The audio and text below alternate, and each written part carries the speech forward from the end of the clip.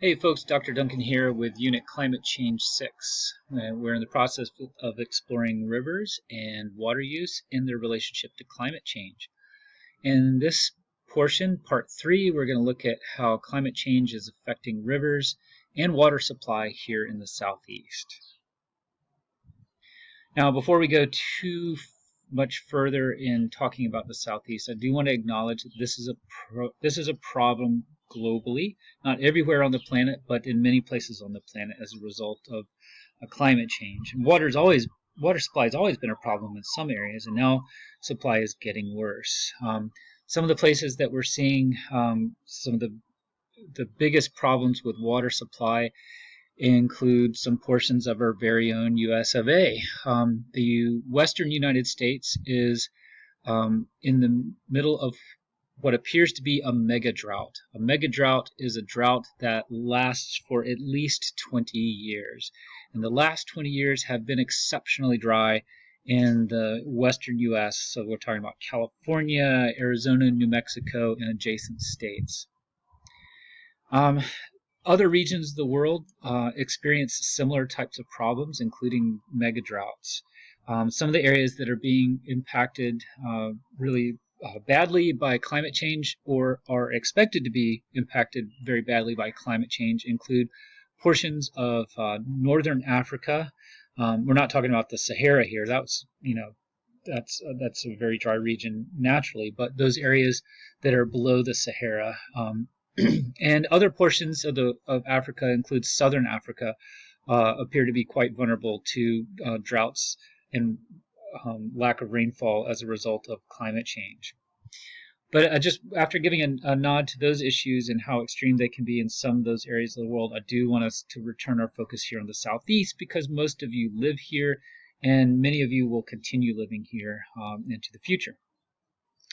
Now, a few units ago, we examined how rainfall patterns have already changed in the southeast and how they're expected to change in the future as a result of climate change.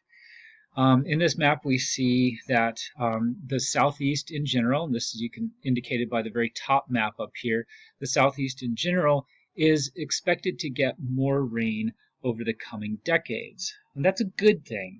We would not want to have the opposite issue of having less rain, to be sure. But when we begin looking at the projections of the rainfall by season, we see that the increase in rain is during our fall and especially followed by winter and spring. In summers, much of the southeast is expected to get less rain. And this becomes a problem. It's a problem because summer is when we use most water. We use it for irrigating our crops because summer, of course, is the growing season for many of the crops. Most of the crops we grow in the southeast. And it's during the summer that we use lots of river water for power production. Why, you ask? Do we use so much water for power production? Because of air conditioning. It gets so hot in the southeast and humid that we run our air conditionings a lot in our businesses, our churches, our schools, etc. And also, of course, our homes. And because that electricity has to come from somewhere, it's coming from power plants. And as you should recall from the previous video in this series, we use a lot of river water and surface water for generating electricity at those power plants. So all this stacks up to a problem in our dry summers that we're going to be getting in as a result of climate change. Now, these are some data looking at water availability as a measure of how much water is available to people. Okay, the amount of water available to people is a function of several factors, including climate, of course, rainfall, but it's also the way that we use our water. For example, if we weren't using water for irrigation, we would have a lot more water for other uses, or there might be a lot more water available. Another factor that impacts water availability is population size. The more people there are, the more water there is needed by those people. And these data that you see here are the result of studies that have been looking at or a study that looked at projections for water availability here in the Southeast for the next few decades. What we see on the left is a declining trend for water yield, which is one measure of water availability. It's a measure of how much water flows through and out of a watershed. And as you can see, the projection is that even though there's variation along the timeline, in general, the trend is downward, meaning less water available in our rivers. On the right, we see a map of water availability. And what we see is that the easternmost portion of the region is expected to see very slight increases in water availability. Good for them. That's great. But most of the region is expected to see declines. And the farther west you go, the stronger those declines will be, varying up to and beyond 5 to 6.5% declines in water availability. Now, this is not as extreme a problem as we're seeing in some portions of the world or in the western US, but even declines of like 1 to 3% or even 5% or more, that's a significant decline in the amount of water that's available. And that can have some big impacts on our economy and the cities and others that are using a lot of our water. So the takeaway from all this is that water will become moderately more scarce in the future, and it will become and lead to sort of a slow motion, long-term water crisis. But if rainfall is predicted to increase, as I showed you a few moments ago, why would water availability decline? That would seem to be a contradiction. And you're right if you connected those dots, it would seem to be a contradiction, except for the fact of evapotranspiration. Evapotranspiration is the combination of the terms transpiration and evaporation. I think you know what evaporation is. That's when water goes from its liquid state to the gaseous state, and that happens when water is heated. That's what we see when we boil water and we see the steam coming up off the water. That's the evaporated water. But that also happens all the time. You put out water out in the yard or the street and exposed to the sun. The sun's going to heat that water, and gradually it's going to evaporate. Okay, that's evaporation. But what's up with all the trees in this diagram? Well, I want you to remember back to when we learned about photosynthesis. One of the byproducts of photosynthesis is water. As plants do photosynthesis, they take water from the soil, and after using that water, it goes into the atmosphere from their leaves.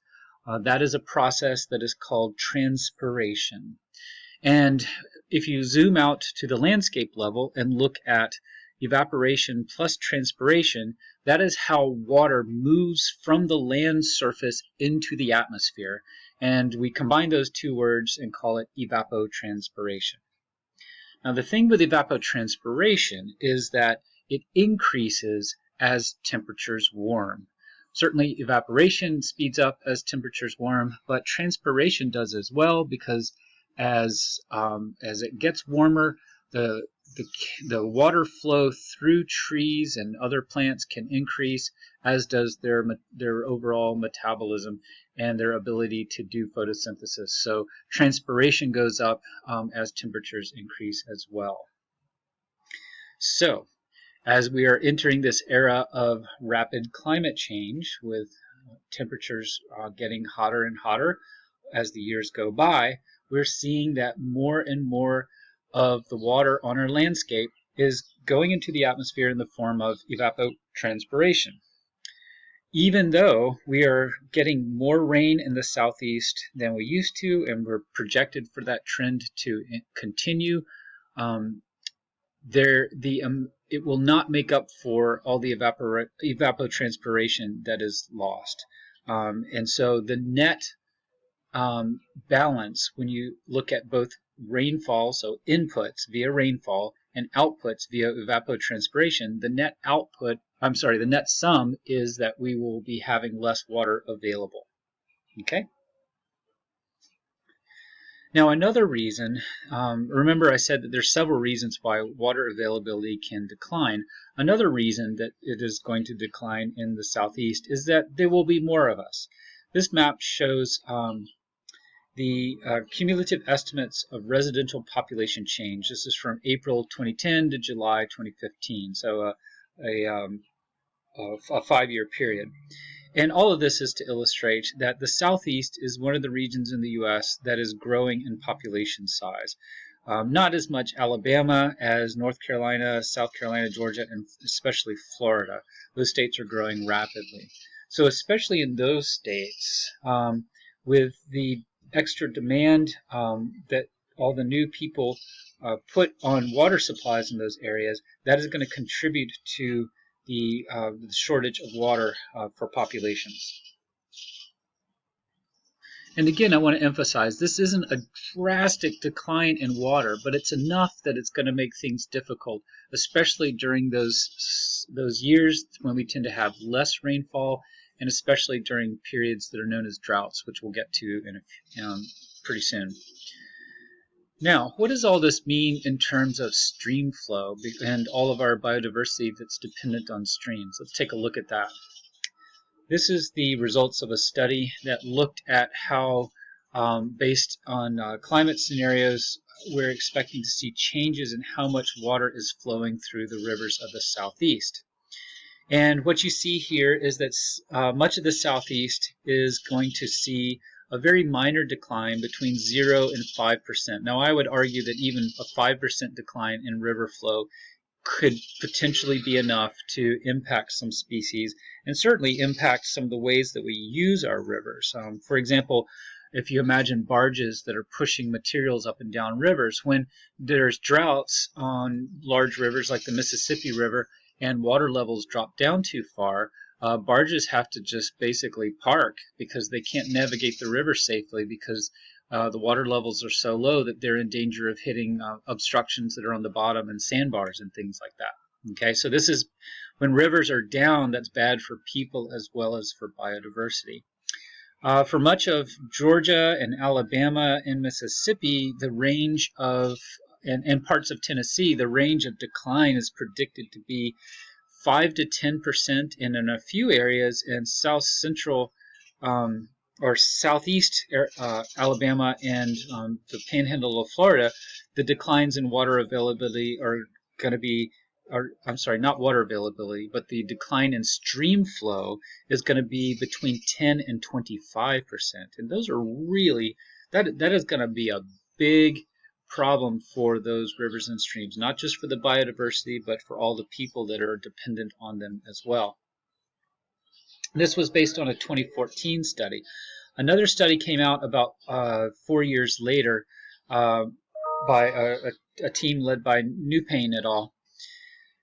And they examined how climate change under the RCP 4.5 and 8.5 scenarios would affect several Gulf Coast river basins. And what they found is that under the RCP 8.5 scenario, stream flow by the year 2080, so that's 60 years from now, that would be down by close to 10% in the Mobile River Basin and 3 to 3.4% in the Apalachicola Basin. So that's RCP 8.5. That is, the business as usual worst case scenario in terms of greenhouse gas concentration in the atmosphere. So there's good and bad news here. It's similar to what I've said all along, which is that these are not extreme declines in stream flow, but they're enough that, especially during the dry years, these differences get magnified, and it can be enough to really put the pressure on people depending on those rivers, like farmers that depend on these rivers for irrigation, or the species that are living in these rivers because of there being less water moving through, less water volume, less flow. And then what we also see, and I don't spend a lot of time talking about in this unit, is that as water levels decline, water quality goes downhill really fast because you wind up concentrating pollution in the remaining water. So it gets pretty bad. So again, these are moderate declines, but they'll be really accentuated during the extremes of dry years and drought years. During the summer, which, as I explained earlier, is the more intense time in terms of water usage. That's when we're using it a lot for irrigation and also power. The Mobile River Basin's looking at a decline of 16%. So now we're getting into some pretty significant numbers. And the Apalachicola Basin, again, that's the basin that Atlanta sits on top of and drinks from, a decline of about 10%. Okay, the stream flows for the more moderate climate scenarios, which hopefully we'll be able to meet or stay below even those at RCP 4.5. There's still there are still declines, not as bad as these declines, but there are still some declines that we will have to deal with. Okay, so that's all about water availability and stream flow during an average year. So what about these extreme years that I keep talking about, these drought years? Well, first of all, what is a drought? Droughts are these periods of exceptionally low rainfall. They can go on for many months and sometimes span over several years. They become what's known as a mega drought when they span for at least 2 decades. And droughts can be absolutely devastating to a region's economy because, remember, it's not just farmers that are dependent on that water that's available in the landscape, but it's also many manufacturers are. And of course, we have power plants that are dependent on that water. During some of the recent droughts, we've had power plants that have had to shut down because they do not have enough water to be able to use as a coolant. So, like I said, droughts can be very devastating to the economy, and they can be tragically devastating for the wildlife that is living in some of the streams that are most impacted by water withdrawal. And here we're talking about like rivers getting to the point where they dry out, where mussels and fish and other species get stranded in pools that eventually evaporate and dry away, and these animals die. So it can be really, really bad. And even for those that are in water still, during droughts, that water gets really hot, the pollution gets concentrated, it becomes a pretty awful mess. All right, so droughts. Droughts are natural to the southeast. We've always had droughts. We will always continue to have droughts. But what we are seeing now with climate change is that the droughts are hitting harder and faster. So when we do get a drought, we go from being mild conditions to very severe conditions in a much shorter period of time than we have in the past. The illustrations to the right show what the southeast climate looks like during a drought. We have what's called a high pressure cell that sits on top of the southeast, and this is when you have dry air descending from high altitudes into the lower atmospheric layers of the Earth. If you recall from one of our very first classes when we talked about the global circulation models of wind and water, I explained that 30 degrees north or so, you have these areas where atmosphere air spills down from high altitudes onto the Earth's surface at about 30 degrees north and 30 degrees south latitude. And it's not an even distribution of that water across those latitudes. It tends to fall into, if you want to think about it, tends to fall into holes. And one of those holes is this high pressure cell that's out in the Atlantic. And this high pressure cell has a couple of nicknames. One of them is called the Bermuda High because it often sits on top of the island of Bermuda, as you see in the very lower right-hand panel. Showing you where Bermuda is. And for a variety of reasons, sometimes that high pressure system gets steered over towards the continent. This is usually in summer, and then winds up sitting over on top of the land. And when it does, all that air coming down from the upper atmosphere, that's very dry, very stable, strong pressure air, it prevents storms from building up. So even though there's humidity moving through the region, we don't get much cloud formation and we get very, very little storm formation. Also, this high pressure cell kind of keeps cold fronts from moving across the continent and moving into the southeast and bringing rains that typically come along with cold fronts.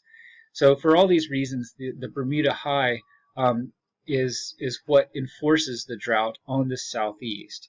And some of the climate change models are showing that we're already seeing a trending of the Bermuda High to sit on top of the southeast more frequently than we have in the past, which is part of the reason behind why we've already had, at this year of 2020, we've already had 5 significant droughts here in the southeast since the start of this new century, since the year 2000. Okay, let's look at the consequences of droughts in the southeast. Several are pretty obvious, like there's going to be less water in rivers. That's bad for people, bad for wildlife. That also means that there's more competition among people for water. So agriculturalists, farmers want to use that water for irrigation, but power companies and river transportation companies want to see that water left in the rivers for their uses. A third thing is that water quality declines. I already mentioned that as more and more water evaporates, what's left behind is water that is increasingly concentrated with pollution, because the pollution does not evaporate. It's only the water that leaves the landscape. And so all the pollutants that we load into our rivers and streams and lakes, they wind up getting concentrated. That makes it harder for wildlife to survive. It makes it more expensive for us to clean that water when we're going to use it for drinking water or other purposes. It causes a whole series of problems. When droughts hit, and of course there's less water in our rivers when droughts hit, that also means that irrigation increases, ironically, right? Because farmers are not able to rely on rain. So what do? Instead, they're pumping water out of rivers and also groundwater, and we'll talk about that in a few minutes. But they're pumping water out of rivers to irrigate their crops. And of course, this is at a time when there's very little water in our river relative to normal times, and it's the worst time to be actually increasing how much water you're pumping out of rivers. It just exacerbates things, and so stream flow drops even further because of irrigation, as does the availability of water for other uses, including drinking water and transportation and power production. During a drought, we also see that water for power production its usage tends to increase. The reason for that is that the climate conditions that bring drought and low rainfall or no rainfall also bring warmer, hotter temperatures. So when droughts are hitting during the cooler season, so late fall through mid-spring, that's not such a big deal. But when droughts are hitting anywhere from late spring through early to mid-fall, it's hot enough that people run their air conditionings a lot. And when they're doing that, of course, we need a lot of electricity. And for the electricity, the way that we are relying on, or the way that we're generating electricity now, means that we need a lot of water for our fossil fuel and nuclear plants, as well as for hydropower. And so that means that during the times when we need need our water most in order to stay cool, we wind up having the least amount of water because it's a drought. And then another problem that we see during droughts is that because the conditions are very warm and the atmosphere is very dry, so the atmosphere is like a sponge, and that's during a drought, and that speeds up evaporation. As a consequence of that, the water that we store in our reservoirs behind dams, it winds up evaporating. So here we have a picture of Lake Purdy. This is one of Birmingham's primary water sources. This is on a tributary to the Cahaba River called the Little Cahaba River, and this is on the south side of the Birmingham metropolitan area. Normally, all this land that you see is covered by water, several feet of water, I might add, but during these extreme droughts like this one that was hitting us in 2016 and 2017, those water levels drop, and so therefore the city or the metropolitan area has lost much of its water supply from this watershed. What it did instead was to switch to take water from the Black Warrior River more, and also some of these more extreme droughts. The Birmingham Water Works, which is the utility that supplies water to the metro region, had to actually buy water from other water utilities in the area. And of course, that water does not come cheap, and who has to pay for the extra costs of buying water? That would be all the ratepayers, the people that pay their monthly bills to Birmingham Water Works. So the cost of the drought winds up being passed on to anybody who's paying the water bill. Some of the other impacts that we see is that as our reservoirs get drawn down, we see, of course, the loss of recreational use of our reservoirs, as you see in these pictures. Now, one of the things that I wanted to point out, which I kind of failed to point out when I was on this slide about Lake Purdy, is that during droughts, evaporation rates are really, really high, and as a consequence, during the drought, we wind up seeing an acceleration of the loss of water, because as temperatures are hotter and hotter, as you get deeper into a summer drought, the evaporation from these reservoirs speeds up. And it certainly doesn't help that our reservoirs are basically taking water and spreading it out over a large area, which means that it has a lot of surface contact with the atmosphere, which means that speeds up evaporation even further. So all this to say, this final point here, going back a slide, is that during droughts we get greater evaporation of water from our reservoirs that are behind our dams, and that just exacerbates the problem of water shortages. Okay, so to do a summary here before we finish this this video lecture, the Southeast is experiencing a very modest decline in water availability over the next few decades. Not extreme, but modest enough that it's going to cause us hardships. And this is despite an overall increase in rainfall for the reasons that we talked about before, principally greater evapotranspiration and population growth. The declines are in some watersheds going to be pretty mild, but in other watersheds they're going to be more extreme. It depends on the watershed, and certainly the farther west you are in the region, the worse it's going to be according to the predictions. Now, the other thing is that we're noticing that when droughts are hitting, they're hitting harder and faster, which means that it's harder for us to change our habits and for the government to respond in an appropriate time frame. Something that seems to be a chronic problem for our governments. And so we wind up getting caught off guard more than we used to when these droughts do hit. So all this points to a very urgent need to rethink our water strategy and prepare for this future it isn't coming, it's already here. We're already experiencing these droughts, and some regions of the Southeast are already experiencing water shortage, as I pointed out. What we're going to talk about next in the next unit, this concludes Climate Change Unit 6. In the next unit, Climate Change Unit 7, we're going to be talking about possible solutions to the Southeastern water crisis.